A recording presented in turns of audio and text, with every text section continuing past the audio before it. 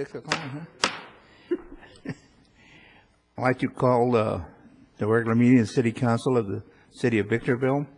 City Council sitting as the Library Board of Trustees, Southern California Logistics Rail Authority, Southern California Logistics Airport Authority, Victorville Redevelopment Agency, and the Victorville Water District.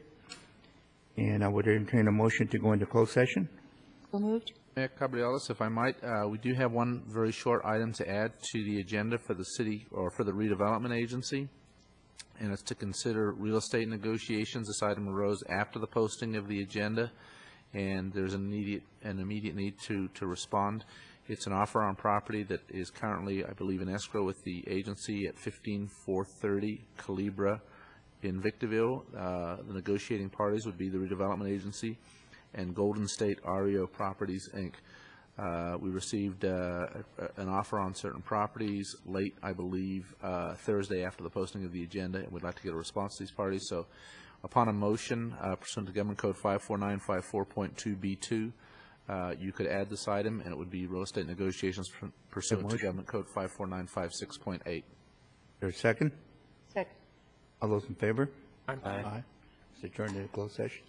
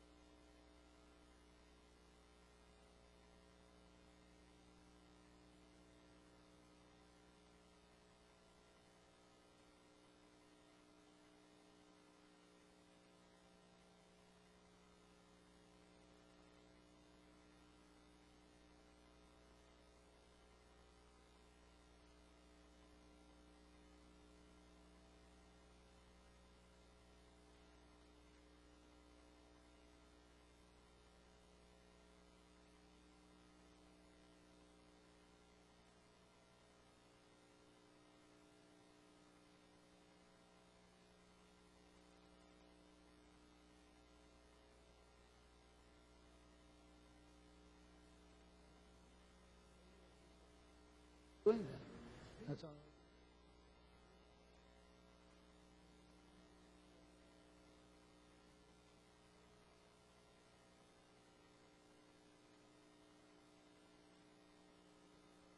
The flu is awful. It's, I had the coughing one, I didn't have the flu.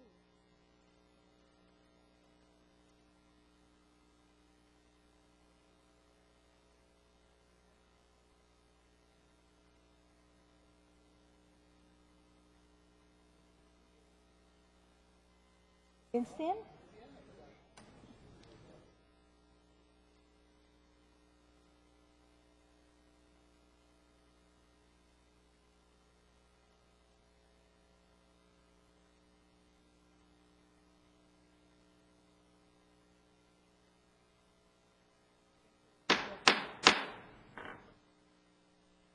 I will now reconvene the meeting, the regular meetings of the Library Board of Trustees, Southern California Logistics Rail Authority, Southern California Logistics Airport Authority, Victorville Redevelopment Agency, Victorville Water District, and City Council of the City of Victorville.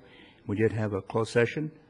Ms. Mayor Cabriales, there was no reportable action as a result of the 5 o'clock closed session items. Thank you. As customary, we will have our invocation, and it'll be by Gary Dobney from the Salvation Army Church in Victorville.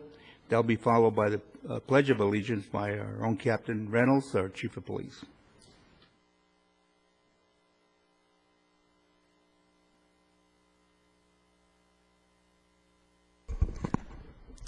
Let us pray. Our Heavenly Father, we ask your presence and your blessing on this meeting tonight. You're an awesome God. You are a God of wisdom. Lord, we ask for a portion of that wisdom this evening. May those here assembled be guided by what is right and not by political agendas. May the debate and any disagreements be covered by patience and goodwill. May we remember that we are not Democrats, Republicans, or any other party, but we are Americans. May you bless this council meeting. God bless the Salvation Army. And may God bless the United States of America. Amen.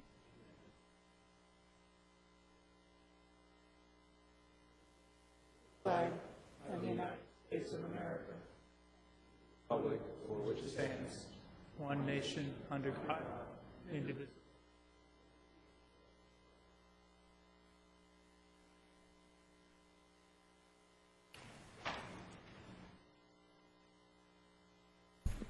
Before we start the regular meetings, we do have a special presentation by Sean McLean.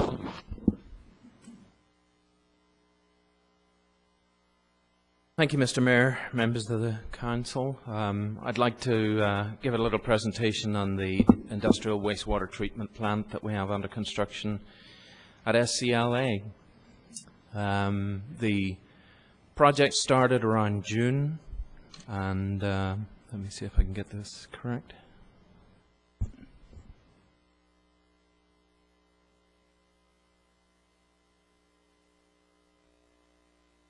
The first thing that we were out there doing was digging some holes. As you can see, That's a good start. We got that. as you can see, these were considerable holes. The one you're looking at will get another shot on it. You can see how deep that gets. That's 40 feet deep. The purpose of that is to collect sewage from the city, SCLA, and in addition there is a third pipe that will be dedicated to industrial waste, and the first customer there would be Dr. Pepper. And those pipes bring the wastewater into a lift station, and that's what this hole is for. In addition to that, another hole that doesn't look like a hole as much, but it's actually 6 feet deep and just very large in area, and that's where the tanks are located. The construction then moves forward with the placement of a lot of steel and concrete the forming of the slabs for the bottom of those tanks. The tanks are going to be, the largest one is 800,000 gallons, but in total the collection of all of the tanks will be able to process 2.5 million gallons of wastewater, both the industrial and the municipal wastewater combined, every single day. As you can see, the steel associated with the construction of the tanks is very large, so they actually have to use cranes to manhandle reinforcing bars into place.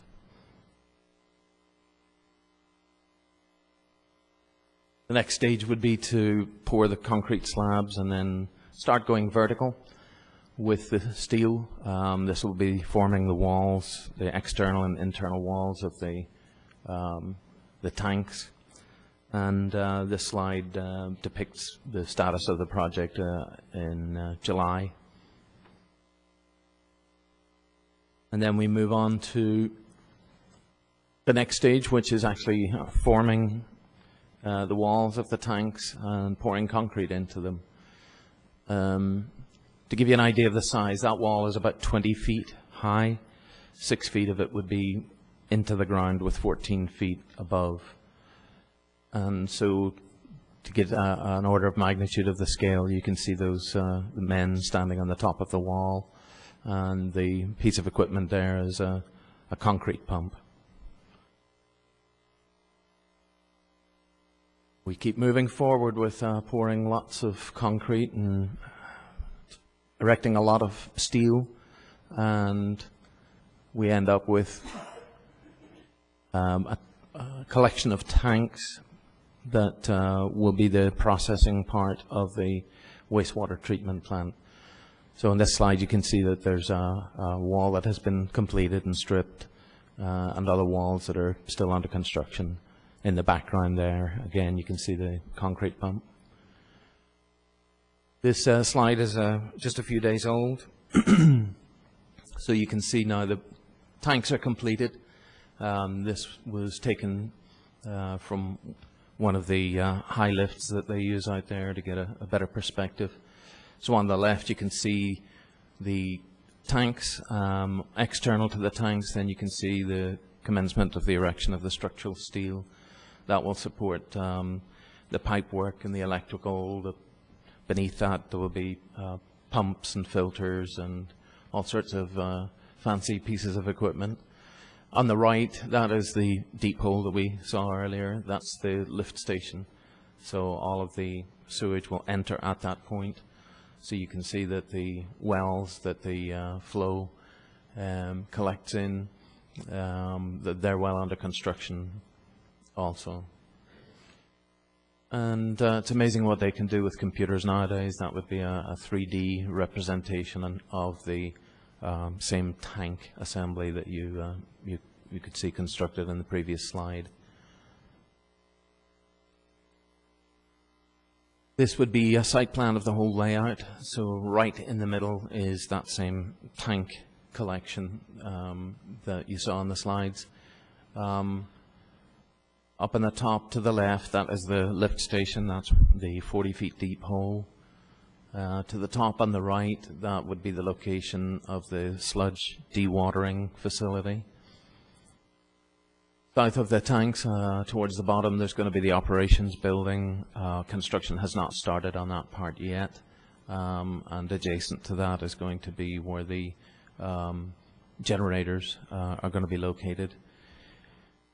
And south of that again is it's an outline resembling the tanks in the center of the site plan, and the idea would be that the 2.5 million gallon initial capacity could be doubled to 5 million gallons simply by doing a duplication of the construction of the tanks, but the operations building and the lift station would serve the future expansion. So there's cost savings to be realized there at the point in time when we need to expand. This, I don't know if you've noticed, but this is the 1 million gallon reclaimed water elevated storage tank. The tank has not been completed yet, but this is the column that the tank would sit on. So all of the reclaimed water that is produced from the wastewater treatment plant would be stored in this elevated tank, and this is adjacent to the West Winds Golf Course, in close proximity to the pond, which also is used to store reclaimed water for irrigation purposes at SCLA. This is the amount of contract awarded to date, almost $25 million associated with the wastewater treatment plant. The breakdown is there. We probably have about another $5 million worth of contracts associated with just with the wastewater treatment plant itself. We're still looking at a target date of completion of around February, March of 2010, and this seems to dovetail into Dr. Pepper's planned start of operation. On the sludge handling, we have three options. The first option is the preferred. The sludge handling agreement that we're working with VVWRA is certainly the preferred one, simply because we have a cheaper means of dealing with the sludge. We would just connect to VVWRA with a pipe and pump the thickened sludge down to their facility. The other alternative is to install, as we saw on the site plan, a dewatering facility to dry the sludge into a cake, and then it is hauled off by a licensed contractor who will be able to dispose of it appropriately. I think the licensing is an important aspect. We obviously wouldn't deal with an unlicensed contractor for that purpose. We also have looked into the costs associated with handling. We'll show that in the next slide. The other is just to haul the sludge off, again by a licensed contractor without dewatering. But obviously that has its expenses. Although no capital up front, it's a much more expensive option, as we'll see in a minute. It's important to note that when we embarked on the wastewater treatment plant, the option depicted as number 2 is the option that we did the financial modeling. And so option number 1 came up later. So option number 2 included the construction of the dewatering, sludge dewatering facility, and it has a price tag of $1,150,000. That's a capital cost, and approximately 9 cents per gallon to deal with that sludge. Our consultants suggested that we think of contacting VVWRA and working out an agreement with them. They perceived a less expensive way of handling the sludge, and we've been pursuing that now for about a year. Associated with that option, there is an $850,000 capital cost. $550,000 of that is a connection fee with VVWRA, and $300,000 for the pipe and the pumps to deliver the sludge. The treatment cost, that's something that's been negotiated with VVWRA, is at just under 3 cents per gallon. So if we were able to go with that option from the original modeling, we'd be saving about $450,000 a year. Obviously, there's the modeled option. We've talked about that. And then the other option that is available is not to build a sludge dewatering facility, but simply to contract to haul that sludge off-site. There's no initial capital cost associated with that, but that's running at about 12 cents a gallon. And we did a comparison just between the option 2 and the option 3, so you can see the kind of yellow colored line starts off with the initial capital cost, but it very quickly, after about 4.5 years, it starts to become the cheaper option. And so if we fail to reach agreement with BVWRA on the number 1 option, our recommendation is that we go with option number 2. That concludes the presentation. Be glad to answer any questions. What does the job creation estimate continue to be approximately 400? My understanding is between Dr. Pepper and Plastipac, I think it's a later phase of the Plastipac operation, it's over 400, yes.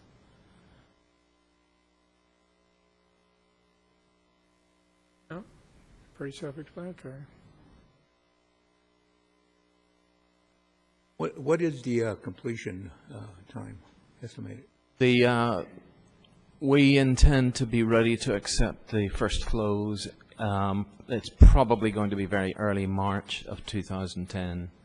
And when I say that, there will be flows that would be discharged from the Dr. Pepper as they go through testing, but it's not water that really has to be treated. But full treatment operations are slated for early March 2010.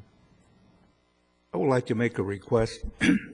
Apparently, there's been some misinformation, at least with the some of the members of the BVWRA regarding this project. Would you be able to make this presentation to the board?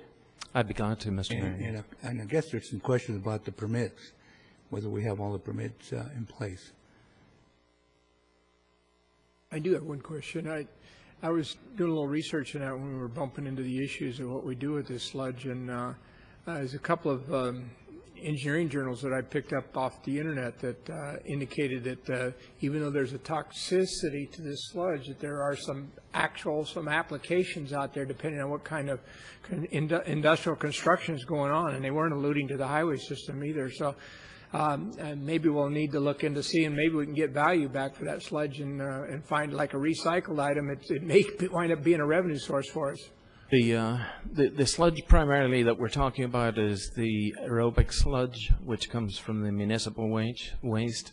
The anaerobic sludge, which comes from the Dr. Pepper industrial waste, does have value, and in fact there's a potential revenue source for a user to come and collect it and pay us for that. That's being looked into as we speak. Knox, any comments?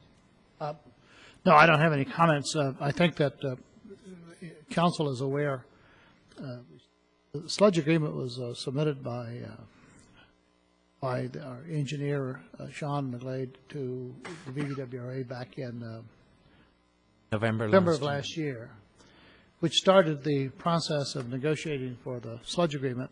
Somewhere along the line, someone decided that there had to be some major rewrites of the JPA, the Joint Powers Authority, and that's probably is a lot of truth, because the JPA is in its original form. I think it was written in 75 or 76, has 2 amendments, a slight modification or amendment in 1998, another one in 2003, I believe, or 4.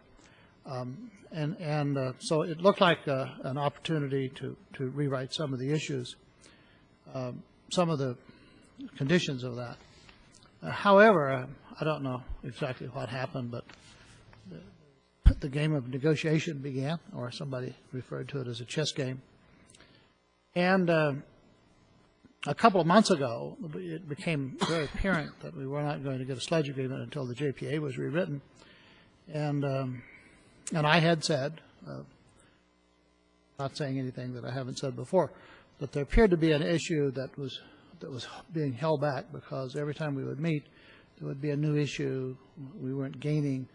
And finally, the issue that surfaced was the majority membership wanted to change a three-quarter vote from unanimous to three-quarter. What that meant was that 3 of the 4 member entities could vote on a bond issue. And there's pros and cons of unanimous vote versus majority. A unanimous vote means that any one of the 4 entities that's a member of the JPA has a veto. That can be good and bad. Also, the three-quarter vote can be good or bad. And what concerned the staff, and we did talk with some of the council members, Mayor Cavalialis being the spokesman for the JPA. Not that it would have occurred, not that it was likely to occur, but there was the possibility that if you changed the JPA to a three-quarter vote, 3 of the 4 members could sell. I guess the original proposal was $220 million in bonds, and therefore you could indebt Victorville for a substantial portion, since we have 70% of the flow. Therefore, we pay 70% of the cost of the treatment. Therefore, we would pay 70% of the cost of the debt without ever having a vote or even council voting against it. And yet, the citizens would be indebted. We didn't feel that that was in the best interest of the city. And therefore, the final determination was to submit that to the city council. Council said no to the majority, and so it'll be only indebtedness with a unanimous vote of all the member entities. We have another, I guess, a new item now about the buy-ins or something, but we have decided that we are proceeding with our option 2. We cannot take the chance of not being ready for a Dr. Pepper. We cannot take the chance of not being able to handle the flow. We cannot take the chance of them being able to open the door and hiring 200 people and not being able to open the door. So we are proceeding. And on that basis, since we're handling our own sludge, if we get a sludge agreement, that's a positive, it's good. But if we don't, we are proceeding without it. And as I have indicated, if the major reason was to modify the JPA agreement for the sludge, and we don't need the sludge agreement, there may not be any reason to modify the JPA. We're not sure why all this happened, but we're proceeding. We're on schedule. We're going to meet our deadlines. And if we get a sludge agreement, good. But if we don't, we will proceed with option 2. Cox, you probably have a better handle on the memory than I do, but it seems to me when this got started, there was mandates from the state that Apple Valley and Hesperia would begin to sewer their communities in a responsible way. And about the only thing they've really done responsibly is put in a major trunk line, as I understand it, and nothing else. A lot of septic tanks are added out there and everything else that have actually taken away from the regional plant. And since we're a 70% player, it seems to me that going with their other option, the 30% could tell the 70% what to do at any given moment in time, and that would be to their advantage. But they have failed in their own way. If everybody was evenly proportioned in this thing, like they should have been at the time, the county exception because of where they are, but the other 3 communities, then there might be an argument for that. But I don't think there's any argument for suggesting that we give up our right to veto anything that has to do with the sewer plant, because the other 2, no fault of these present councils, but past councils, failed in their mission. And I think Lahontan would agree to that. There's a long history, which takes too long to cover the reasons, but for those who will recall, there was an open sewage lagoon was the first sewers for the city. The city of Victorville, even at that time, had major sewers in the city. After there was a cease and desist, and in order to build a regional plant, the JPA was formed originally with the Mojave Water Agency. And at the time a bond issue was voted on, we received 87.5% grants, 12.5% of local non-tax money. And there was a schedule that was adopted by the Water Board because there was a belief that septic tanks could actually reach the water supply. And there was a possibility, at least in their mind, that if the septic tanks continue, that the water supply that's in the ground could be degraded. And there was there was a mandate that we began connecting sewers and building community sewer lines to connect. Victorville embarked on, for those who remember, assessment districts, and assessed large areas of the city to connect the sewer system to the main regional plant. All of Green Tree East, for example, was an area that was in septic tanks and was converted to sewers, with the city participating in the cost and each of the property owners being assessed. All of Victor Village initially was on septic tanks. All of Liberty Village was on septic tanks. And all of those, the city of Victorville established assessment districts, and the property owners have paid along with the city to ensure that we protect the groundwater and we put the flow at the regional plant. I don't want to speak about Hesperia Apple Valley, but I think because of the larger lots or the failure to the individuals to agree to have these assessment districts, the rate of connection didn't go as expected. And so that's why today, even though there's been growth and all the new growth in the subdivision of connecting to the septic tanks, you have all of Apple Valley and Oro Grande, Spring Valley Lake, and Hesperia and Victorville. And I don't know the exact figure, but I think of the flow, 68% comes from Victorville. And so we have met the mandate that the State Water Board originally put out. We've met the mandates and the goals that Lahontan have put out, and we've met the goals that the City Council has established, and we will continue to do so. We hope that the improvements are made to the plant, even though there's been some rumors that Victorville wouldn't vote to expand the plant. I don't know. I don't know how those rumors get started.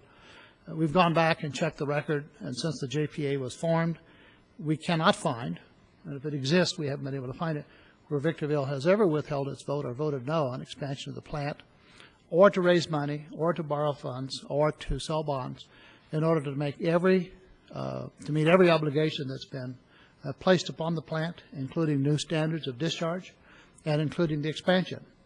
So I'm not sure how these things get started, but I think Victorville 2 weeks ago, again, in passing a resolution, affirmed that when it comes time to expand the plant to assure that a sewage treatment plant is available to the county areas, Hesperia, Apple Valley, and Victorville, that Victorville made a commitment that it would vote to meet its obligation.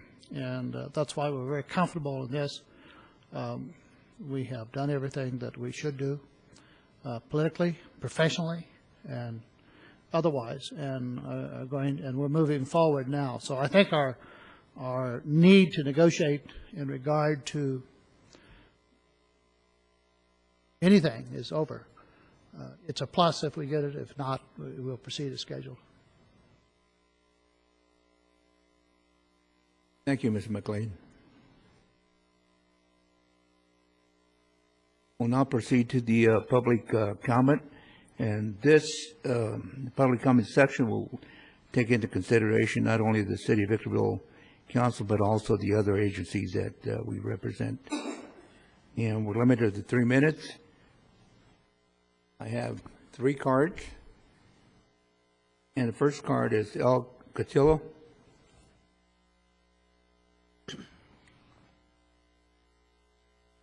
Yeah, I came here for one reason, because I read in the paper, and I heard from a lot of people that Mike Rothschild here got pretty nasty with Ryan McCreachin for voting for the $7 that you were crying about that would bankrupt the city, when you and Mr. Caldwell and your other buddy that Ryan McCreachin beat out already bankrupted the city, and you're worried about $7 that he voted for the people and you all 4 voted against the people? You ought to be ashamed of yourself. You're nobody. And the next election, he'll still be sitting up there. You'll be gone. You should have more manners. Just because he's new here doesn't mean you should treat him like a piece of garbage. You should apologize to him. He's got more intelligence than you will ever have, in my opinion. And I don't have anything personal against Mr. Caldwell or anybody, but I don't like you.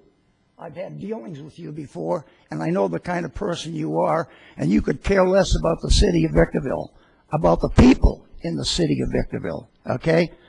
You should learn from him how to take care of business. He's a businessman. You were a school teacher, and the kids didn't even like you anyway. Next is Charles, By the way, I hope that tall tank is earthquake-proof. next is Charles Colorini.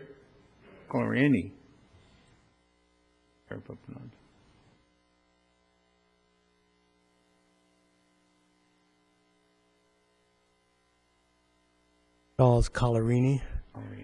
Good evening, ladies and gentlemen of the council. I just have, on a lighter note, like to stress how the code enforcement is handling situations in the city.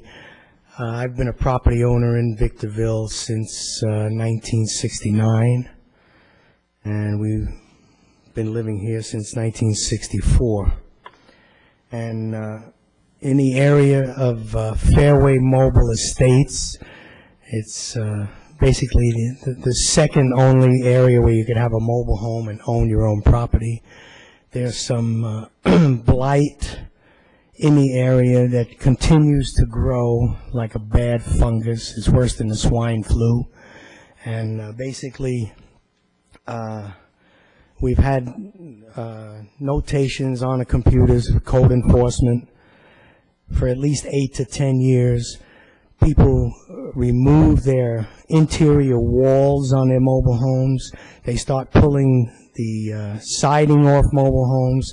They put trash out in the street. They block the city streets. They block the sidewalks. And it seems like it's very hard to get a code enforcement officer down there to issue citations because of their unlicensed vehicles, 5 unlicensed vehicles on one property, room additions within 10 feet of the next residence, possibly within 5 feet. I think they did a variance on that because the mobile home lots weren't large enough. Tree branches, they cut trees down, they leave them in the street. There's so much vagrancy and trash. And the streets that I'm basically concerned with is Calico Drive, Elkona, and Nassau, which is off Yates Road. And basically we have owned the property there. We have rentals there. We try to keep our rentals up, but when you have blight living across the street or existing across the street, it's kind of hard. And basically we bought the property when the streets were dirt. We've come a long way. And we try to, mostly senior citizens in the area, they can't make it to the council meetings. So I'm speaking for the whole neighborhood. And I would appreciate if code enforcement would do a little citation writing in the area. And a couple of the mobile homes actually need to be condemned if building and safety would go inside. 15 seconds left, please. I appreciate the opportunity to speak to you. Thank you. Thank you. Amla Fortune.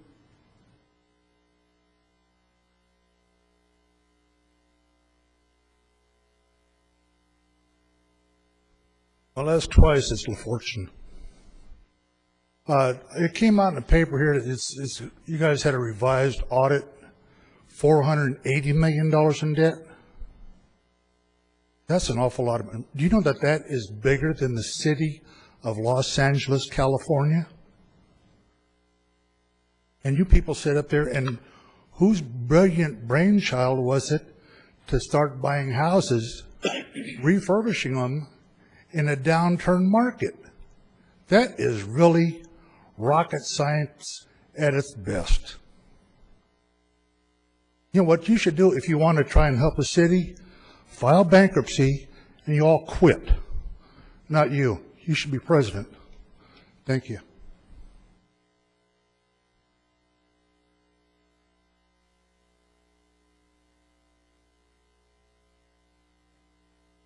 Now, sir, Would you, wait a minute, I can't let you walk away like that. And with your comment, I'm not going to debate with you, but I want to, if you're willing to listen to me for a minute, I'd like to explain something to you. You talk about, are you going to listen to me or are you going to argue with me? Because I'd like to say something, and I don't want what your comments, and I'm sure your feelings were legitimate and correct, but you really need to understand a little bit about how municipal government works, and I'm going to make it real simple and short. We have one of the largest redevelopment agencies in the state of California.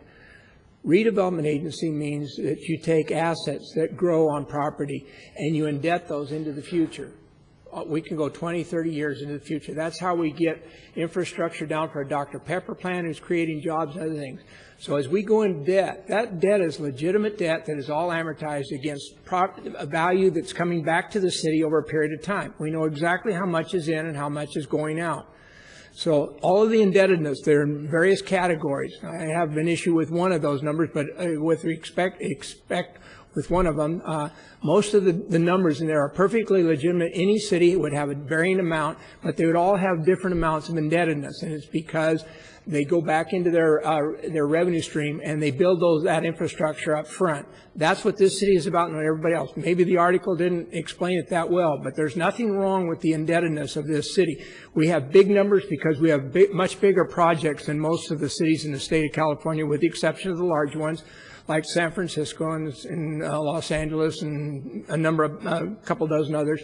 The fact is that $500 million is very reasonable for the amount of projects that we have in the revenue stream that will pay that back. If we did none of that, what we would simply would be, all due respect to Barstow, another stop on the desert out there on the way to Las Vegas on a freeway there.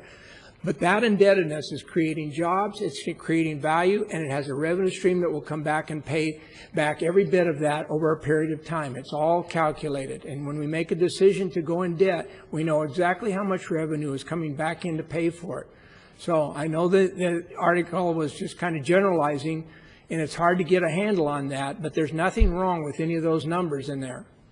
There's a couple of numbers that different people might have made different decisions, but the big numbers, if you will, the $500 million, where all of that is perfectly acceptable indebtedness to the redevelopment agency that we manage out here at the airport. And that's my story. I mean, there's a lot more detail that explains what I'm saying, but there's nothing wrong with that. I know you sit there and say, gee, that's wrong. Well, if we never went in debt, then all that increment, that tax increment that we've created out there would go to the state of California. That's where the money goes if we don't take it. And we do with it. I'd rather have 5 people sitting up here, whether it's just 5 or 5 other people, making those decisions how that indebtedness and that money is going to be spent on the infrastructure than I would for Sacramento or the County Board of Supervisors. So in all due respect, sir, those numbers aren't wrong at all. And there's nothing, and I'll debate anybody, anytime, in any campaign that I'm in for running for re-election as to what we did with the money, the jobs that we're creating with it, and how it's getting paid back. And if we didn't do those things, who else would have benefited? Sacramento. Well, when you stop and look at it, you should. This is not a debate. That's okay. You said well, you respond to me. I'm respond to him. He had his. It's not a debate, sir. Please take your seat. No. Take your seat, please. No. I'll leave. Okay. See ya.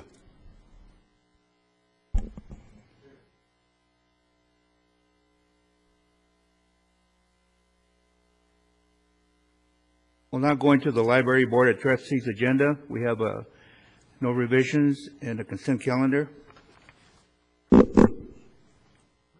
Move for approval. Second.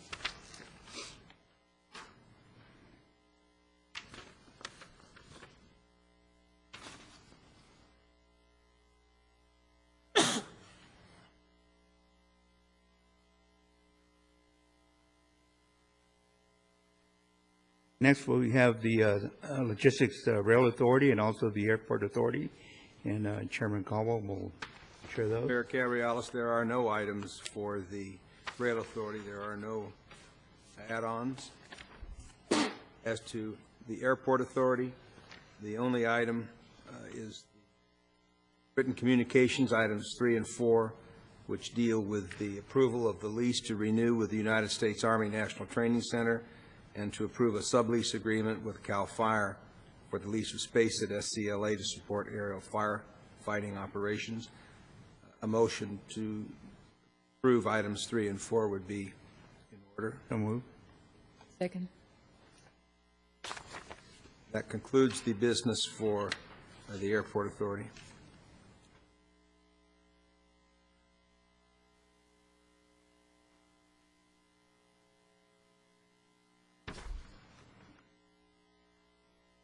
Next, we have the redevelopment agency. We have no revisions, and we have the consent calendar, item 3. For approval?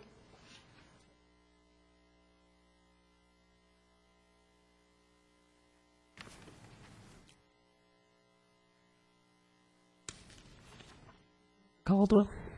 Negative vote.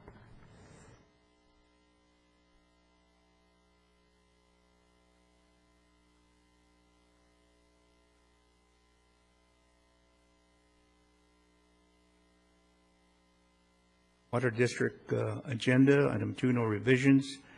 Written communications, it's item number 3. It's a request to approve water treatment services for the first quarter of fiscal year 2009-2010. Approval?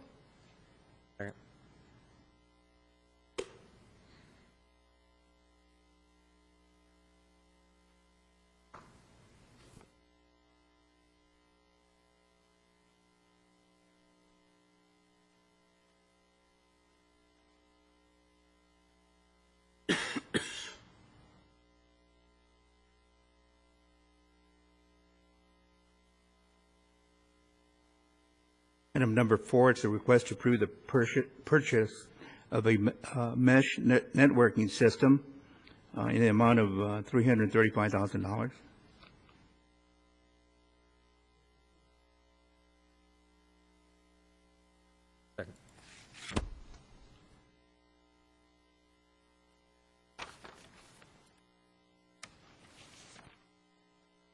Councilmember Allman, may I get a vote from you? Thank you.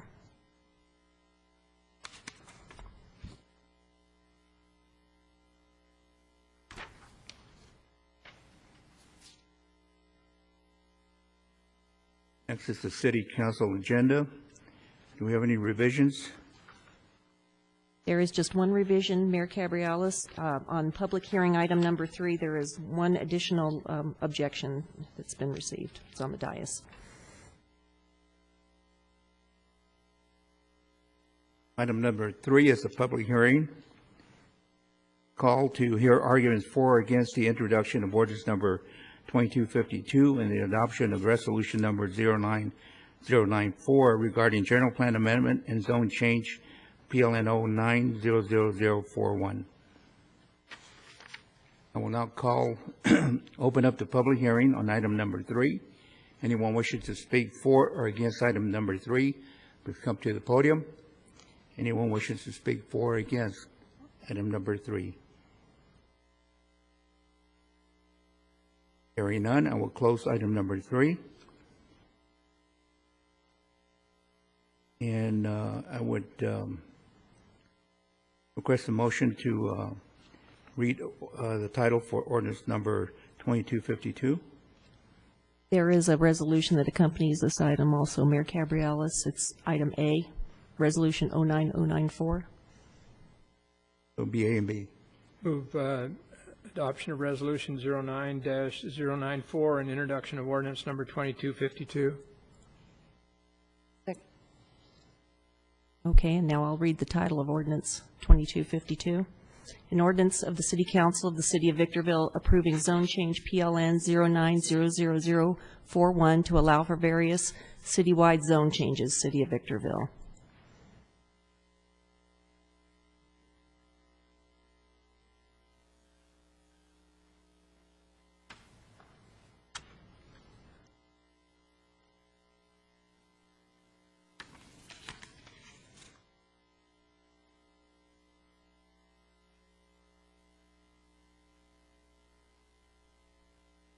Next, we have our consent calendar, item number 4. For approval?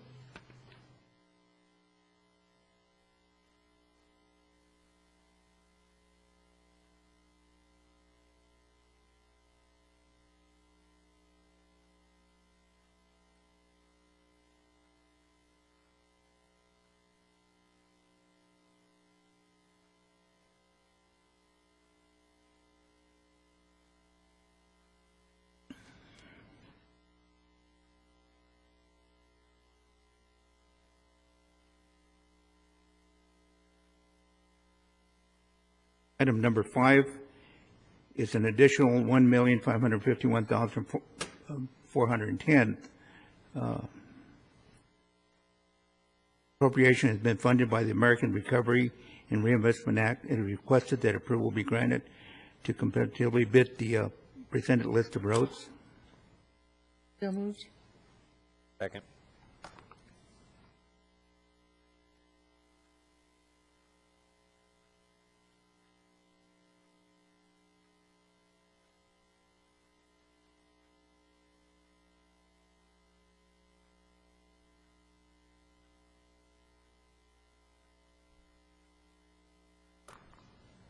Number 6 is the request to approve the Bear Valley Road Fish Hatchery Road Traffic Signal Program Supplement Agreement. Authorize the mayor to execute said agreement and adopt resolutions number 09096.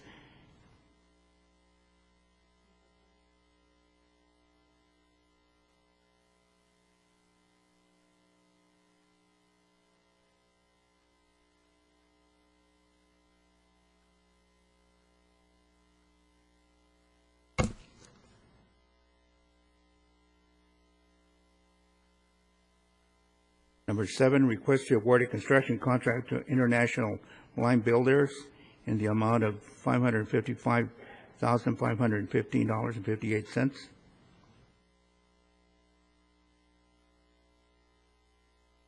Move for approval.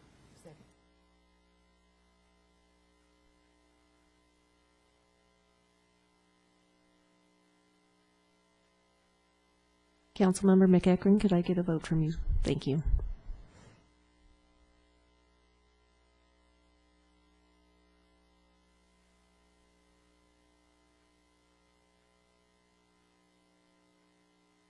Number 8 is a request to approve a change order in the amount of $23,602.41. Motion to approve. For approval. Second.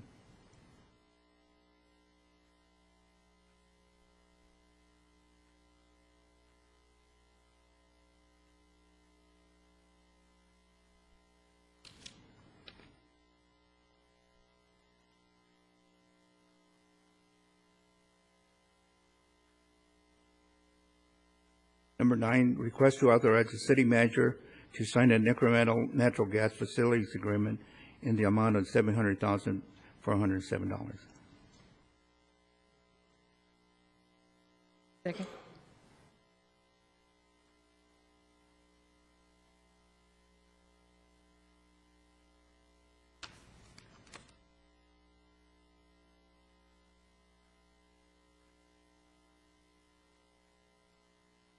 Item number 10 is a request to approve a change order estimated at $220,000 for Cooley Construction.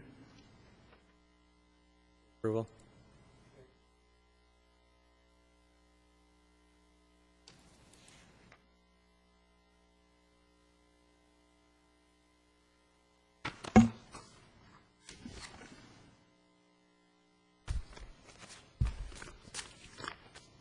Item number 11 is the report from city council members, and I'll start with Mr. Caldwell.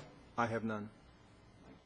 Okay, what I'm going to do here is I've looked at the daily press. I think most of you have seen this one here about the pricing documents. Now, let me say something here about this story about how some of our local construction people are having problems meeting the commitments from the state.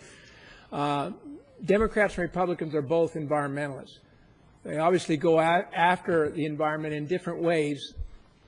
The state is very heavy-handed. I've sat on the Air Quality Board for 15 years. The rules that are in place right here should not be in place. They're onerous. They're unconscionably dishonest about everything because they don't have science or engineering to back them up. What happens is they say, let's improve the air to a certain level, and we'll meet it at a certain standard. There's no science involved in that. That's just what they do. AB 32 is that way. Here we go. Here's one of the prices we're paying under AB 32 for the air quality issues down there. The State Air Quality Board says that this company here and many others like it are going to be paying extra $20,000 into their equipment to meet air quality standards that are hypothetical at best. California doesn't need to save the planet. In fact, the planet doesn't need to save the planet.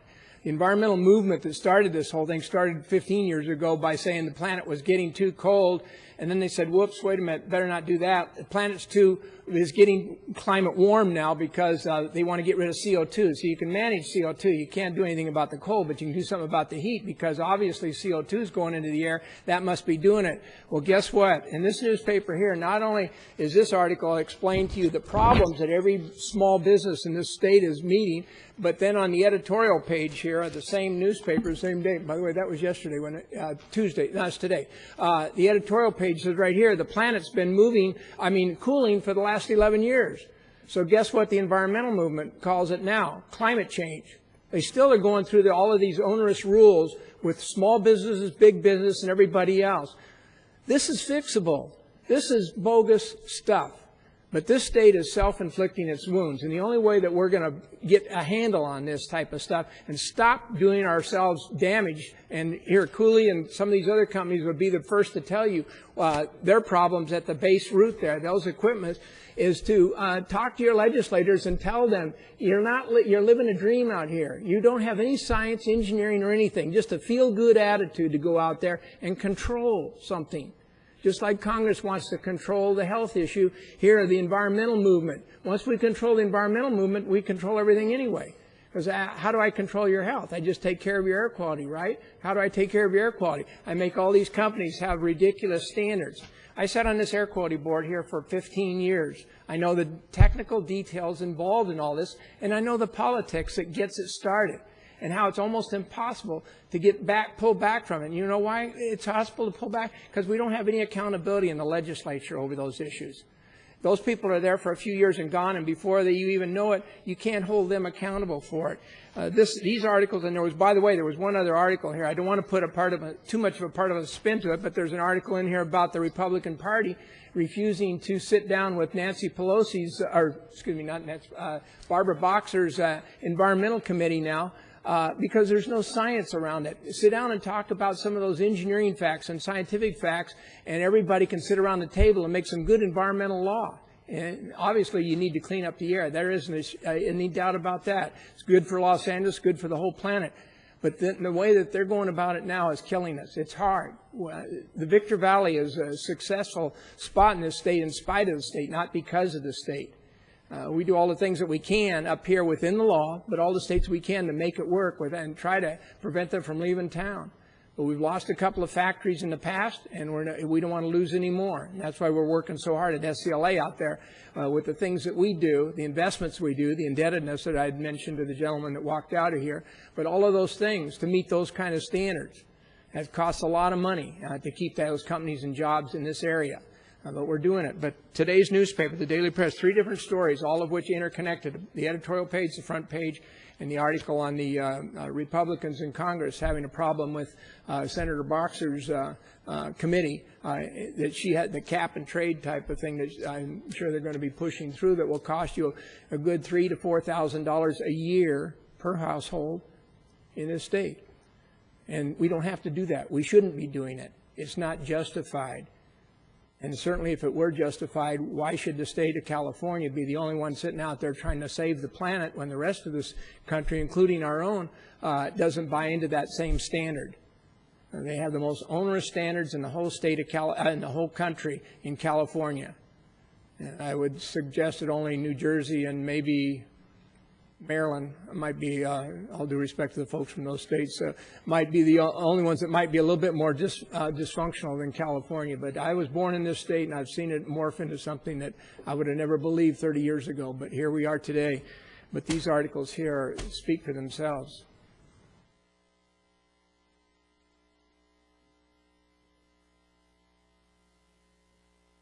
Meeting adjourned.